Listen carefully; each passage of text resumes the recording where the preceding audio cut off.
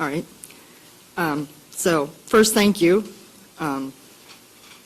Senator Johnson, for the opportunity to share Maddie's story, and to all of you for your willingness to listen. This isn't easy for me, and this has been very clearly emotional, so I'm going to read what I've written so I don't lose track.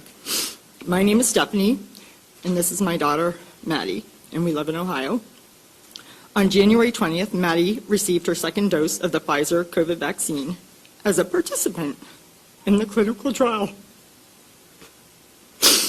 for 12 to 15-year-olds. All three of our kids volunteered and were excited to participate in the trial as a way to help us all return to normal life. My husband works in the medical field, and I have a degree in electrical engineering.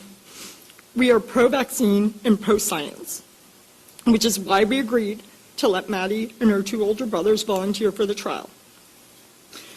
Before Maddie got her final dose of the vaccine, she was a healthy 12-year-old who got straight A's and had lots of friends. She had a life. She was energetic. She was not like this. Although she does still have lots of friends. Upon receiving the second shot, Maddie immediately felt pain at the injection site. And over the next 24 hours, she developed severe abdominal and chest pain. And the way she described the chest pain, and I quote, "It feels like my heart is being ripped out through my neck." She had painful electrical shocks down her neck and spine that forced her to walk hunched over. She had extreme pain in her fingers and toes. It actually made them turn white, and they were cold whenever you touched them. She had edema.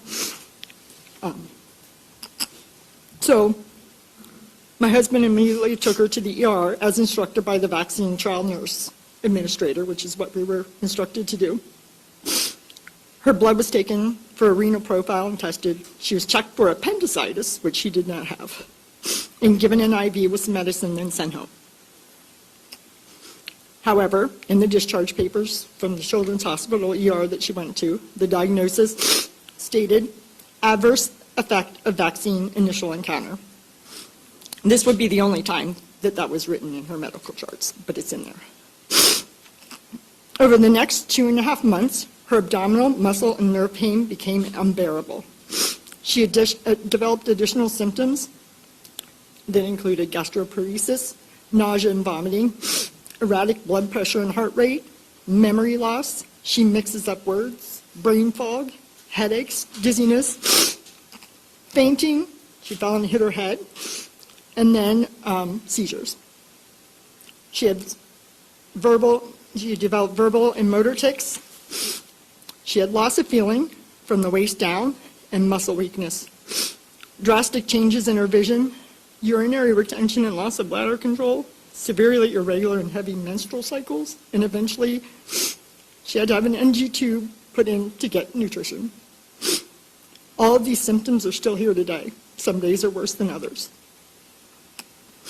Our greatest challenge came when her doctors began to consider an alternative diagnosis. Well, she really didn't have one before, so it was the first one.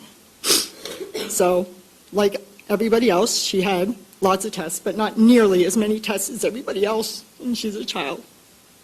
Why didn't they do this? All those tests on her?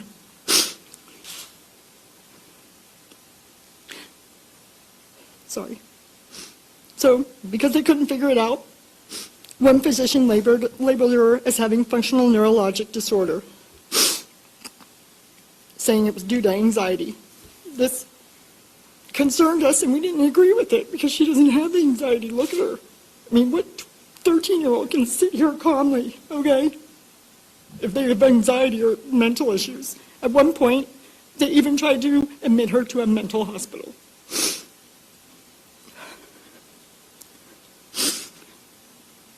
So we did seek additional medical opinions, some of which came from this group.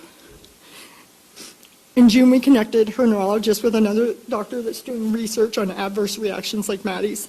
She was finally provided, but they finally gave her an MRI, did an MRI of her brain, an MRV, and a bunch of additional blood tests. It took 5 months to get that done.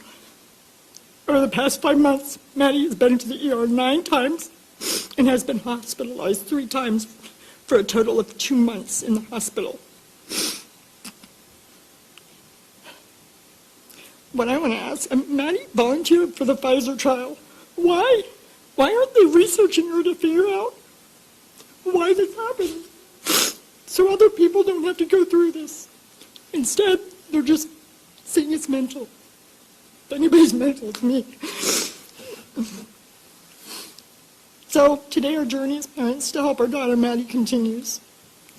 All we want is for Maddie to be seen, heard, and believed, because she has not been.